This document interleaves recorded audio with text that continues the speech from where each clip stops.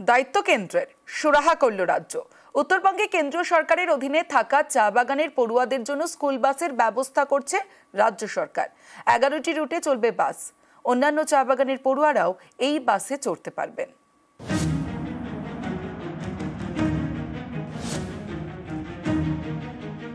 জলপাইগুড়ি এবং আলিপুরদুয়ারে কেন্দ্রীয় সরকার অধিগৃহীত চা বাগান 4টি। গোটা উত্তরবঙ্গ ধরলে সংখ্যাটা আরও বেশি। এই সব চা বাগানের শ্রমিকদের ছেলে মেয়েদের বাসে করে স্কুলে নিয়ে যাওয়ার দায়িত্ব বাগান কর্তৃপক্ষের, অর্থাৎ কেন্দ্রীয় সরকারের। কিন্তু কার্যক্ষেত্রে তা দেখা যায় না।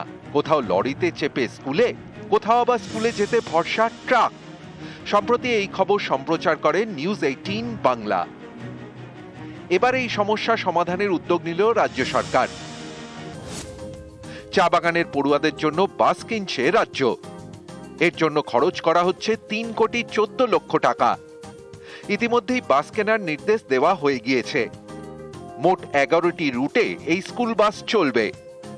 শুধু কেন্দ্রের অধীনে থাকা চা বাগানই নয়, ডুয়ার্সের সব চা বাগানের পড়ুয়াদের জন্যই এই পরিষেবা। আলিপুরদুয়ারের 5টি চা বাগানের রুটে স্কুল বাস চলবে। লঙ্কাপাড়া থেকে বীরপাড়া, টোটোপাড়া থেকে মাদারিহাট, ঢেকলাপাড়া থেকে বীরপাড়া, সেন্ট্রাল ডুয়ার্স থেকে কালচিনি, মুজনাই চা বাগান থেকে এথেলবাড়ি। জলপাইগুড়ি জেলার 6টি চা বাগানের রুটে চলবে স্কুল বাস। পাথরঝোড়া থেকে ওদলাবাড়ি মোড়, ইঙ্গু থেকে মেটেলি, বামুনডাঙ্গা থেকে Chengbari tea estate high school, Hilla tea estate থেকে Chengbari tea estate high school, Jogeshchandra চা বাগান থেকে Rajdanga PM high school, Mogalkata থেকে বানারহাট হাই স্কুল। অনেক চা বাগানে এমন একটা ব্যাকআউট জায়গা থাকে যেখানে মানে গাড়ি ছাড়া বা স্কুলে যাওয়া খুবই কঠিন হয়। অনেক জায়গায় দেখবেন বাসে ওই স্কুল অনেক দূরে থাকে, সেখানে দেখবেন জঙ্গলের বাগানের রাস্তা দিয়ে যায়। অনেক বাগানে এখন লেপার্ড বের হচ্ছে। এটা দিয়ে খুবই দুঃখিত ব্যাপার ছিল। যাই হোক, এখন যদি রাজ্য সরকার বাস পরিষেবা যদি চালু করে তাহলে আমরা খুবই আনন্দিত হব। খুবই খুশির ব্যাপার হয়েছে, চা বাগান মহলের জন্য খুবই খুশির ব্যাপার হয়েছে। আমাদের বাগানে স্কুল বাস নাই, দিলে পরে তো খুবই সুবিধা হয়, কেন বাচ্চা কাচ্চারা স্কুলে যাওয়ার জন্য খুবই অসুবিধা হয়। কিন্তু এটা যদি রাজ্য সরকার করে খুবই ভালো কাজ করবে, আর করাটা দরকার। আর আমাদের বাগানে পাইলে খুবই উপকার হবে। মমতা বন্দ্যোপাধ্যায় ইতিমধ্যেই 11টা বাস রুট স্যাংশন করেছেন। আলিপুরদুয়ার জেলায় 5টা বাস রুট আর জলপাইগুড়ি জেলায় 6টা বাস রুট।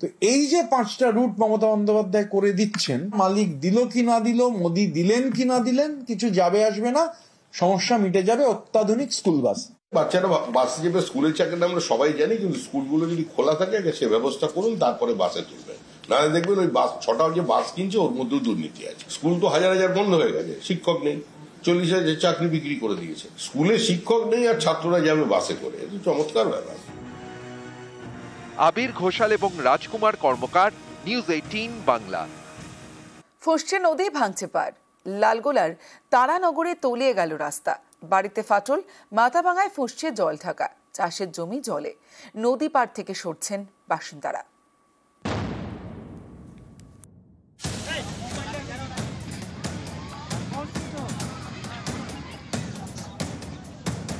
নদীগর্ভে রাস্তা। এই দেখুন, ভেঙে পড়লো আস্ত একটা গাছ। ভয় ধরাচ্ছে ভাঙন। বাড়ির চাল থেকে টালি খুলে নিচ্ছেন যেটুকু বাঁচানো যায়।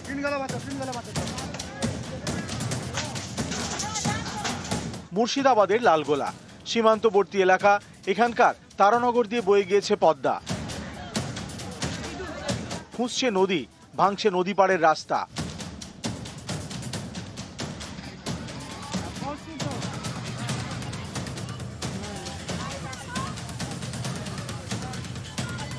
আমাদের যে বিএসএফ এর রোডটা, নজরদারি করা রোডটা, পুরোটা ভেঙে একটা বাড়ি পুরো ফাটাল ধরে নিয়েছে এই পদ্মার জলে। আমরা ভীষণ আতঙ্কে আছি। আমরা আমাদের বাড়ির সব জিনিসপত্র, কেউ তাদের সন্তানকে সুরক্ষিত জায়গায় নিয়ে যাচ্ছে, কেউ আবার কারোর ঘর জিনিসপত্র সব মালপত্র নিয়ে অন্যত্র রাখছে। ওর আর মাথা গোঁজার জায়গা নেই। এতদিন ধরে যা ছিল ঘর, ওর সেই ঘর বাড়ি নদীতে তলিয়ে গিয়েছে। রাস্তা ভেঙে তলিয়ে গেছে পদ্মায়।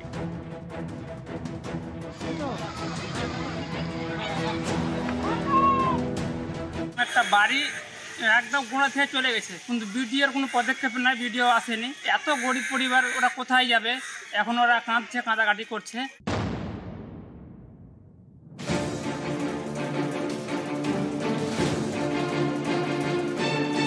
কোচবিহারের মাথা ভাঙা, এখানকার ইন্দ্রের কুটি দিয়ে বয়ে গিয়েছে জল ঢাকা।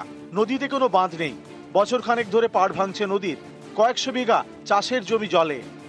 অনেক জমি জায়গাতে চলেই গেছে, এবারে যে কি হবে? চাষের জমি তো যাচ্ছে আস্তে আস্তে, যে এবার যে ভাঙন আছে এখনো ভাঙতে এসে, আরো জল হলে আরো ভাঙবে, বাড়ির দিকে রওনা হচ্ছে। নদী ভাঙন এখানে একটা বড় সমস্যা। সেই সমস্যাটা ইরিগেশন দপ্তর, নদীর বাঁধ ওনারাই দেখেন, ওই দপ্তরেই দেখে। তো সেই দপ্তরে আমাদের চিঠিপত্র যা করার আমরা করে দিয়েছি, যত আশা রাখছি যত তাড়াতাড়ি সম্ভব তখন একটা স্থায়ী সমাধান। ক্যামেরায় ফারাদ হোসেনের সঙ্গে প্রণব বন্দ্যোপাধ্যায় এবং রাজেশ দাস, নিউজ 18 বাংলা। বাংলা সিকিম লাইফলাইন সারাইয়ের নয়া প্ল্যান। 10 নম্বর জাতীয় সড়ক বাঁচাতে পরপর সেতুর পরিকল্পনা। সড়কে চাপ কমাতে তিস্তার উপর ছোট সেতু তৈরির প্ল্যান। 29 মাইল এলাকায় ধসের জেরে বন্ধ জাতীয় সড়ক। পণ্যবাহী গাড়ি যাতায়াত বন্ধ থাকায় বিপুল লোকসান। পরিদর্শনে গিয়ে দ্রুত সড়ক মেরামতিতে জোর সাংসদের।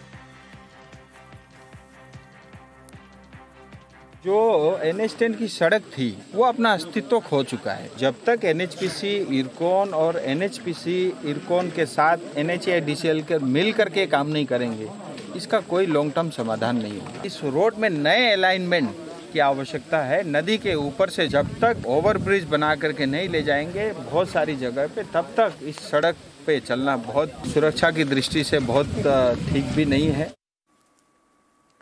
হাই ভোল্টেজ সানডে সন্ধে ডুরান্ড ডার্বি টুর্নামেন্টের কোয়ার্টার ফাইনাল। ফুটছে মোহনবাগান ইস্ট বেঙ্গল দুই টিমে, ফুটছে সমর্থকরাও। গত কয়েক মরশুমে ডার্বি জয়ের পরিসংখ্যানে এগিয়ে বাগান, তবে নতুন টিম নিয়ে টক্কর দিতে তৈরি east বেঙ্গলও। The last 3 seasons, we've came out on top. We've won the majority of the derbies. We've been successful. We won the league last season. The season before, we went in the playoffs also. So I think it's obvious, that we're the favourites. But in saying that, we can't get complacent. Derby যখন খেলতে নামবো তখন এটা বাঙালির আবেগের match, এটার একটা pressure থাকেই, হালকা যাই হয়ে যাক একটা প্রেশার থাকে। সুতরাং আমি চাইবো অবশ্যই আমার দল জিতবে এবং সবসময় এটা যাতে জয়ী দলে আমি থাকতে পারি সেটাই আমি চেষ্টা করব। আমরা চেষ্টা করব যাতে ওর এই কষ্টের টাইমে আমরা জিতে ওকে এটা উৎসর্গ করতে পারি।